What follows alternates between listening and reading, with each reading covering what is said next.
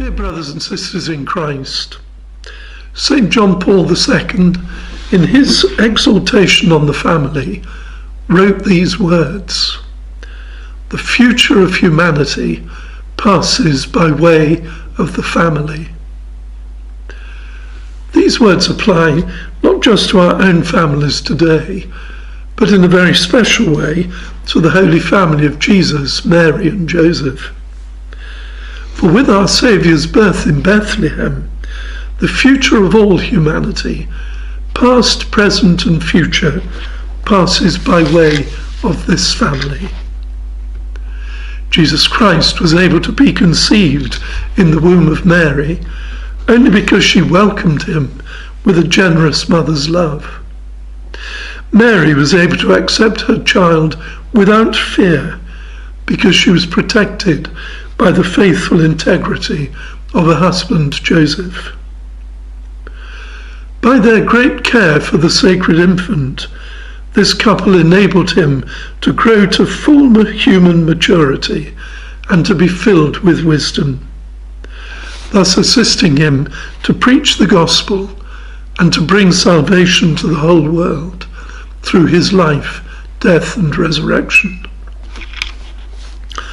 Our salvation, therefore, has been accomplished through the means of a family. God instituted the family from the beginning to share in his work of creation. Be fruitful and multiply. Through the Holy Family, he allows humanity to share in his work of recreation. In God's plan of salvation, everything happens through the family. The future of humanity passes by way of the family.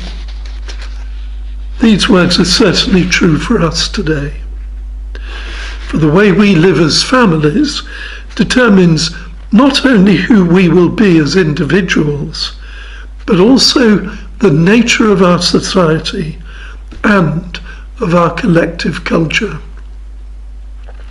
The way we treat others in the home ultimately shapes the way we will treat and think about other people.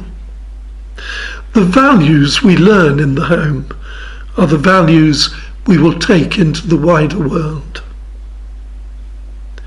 And yet today we see many trends by which the family, given us by God to be the foundational building block and stability of society, is being slowly but surely obscured and undermined. Our Catholic Catechism tells us that a family is a man and woman united in marriage together with their children. Each of these components is now questioned today. The complementary love of a man and a woman as husband and wife, mother and father, is seen as an outdated constraint on society. Marriage is often stated to be an irrelevant institution. Today, many people do not see the importance of making vows to each other before God when choosing to live together. Children are seen as an optional extra or something to have once all other personal ambitions have been achieved. This erosion of the principles of the family can only bring about the destruction of society as we know it.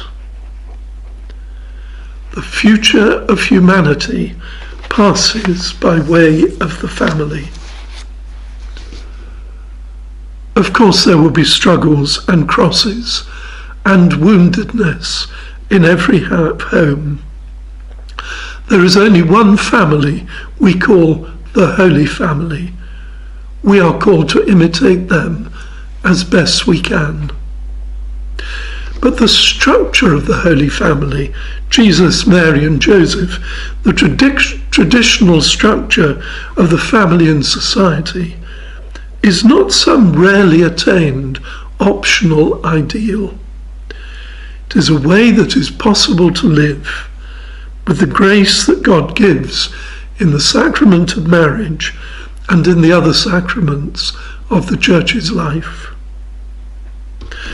I would like to ask every parish to find ways of supporting the family in 2018 by bringing families together to meet each other socially, or providing them with a day of recollection and giving them affirmation and encouragement as they seek to live as Christ calls each member of his family to live.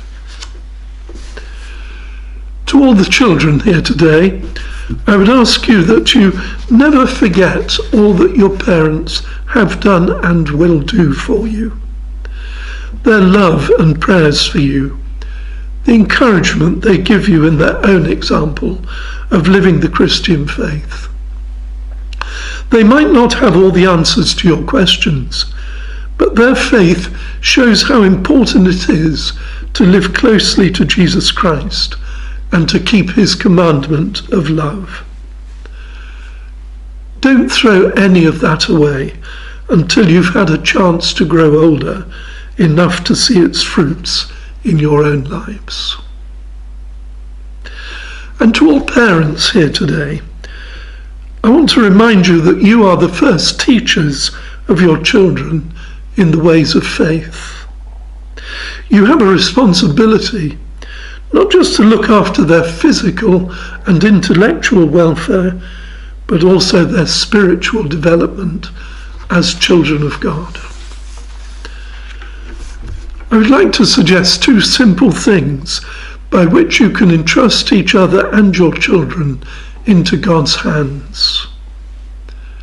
First, say a grace before the meals that you eat together as a family. Prayer binds families together. Second, have your house blessed during this year by your parish priest. These are very small things in themselves, but real signs of prayer and of placing your family and home and all that happens there under God's blessing.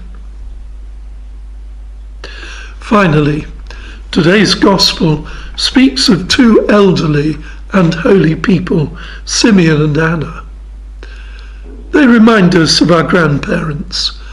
Grandparents are a source of great blessing and bring a fountain of experience and wisdom to each home.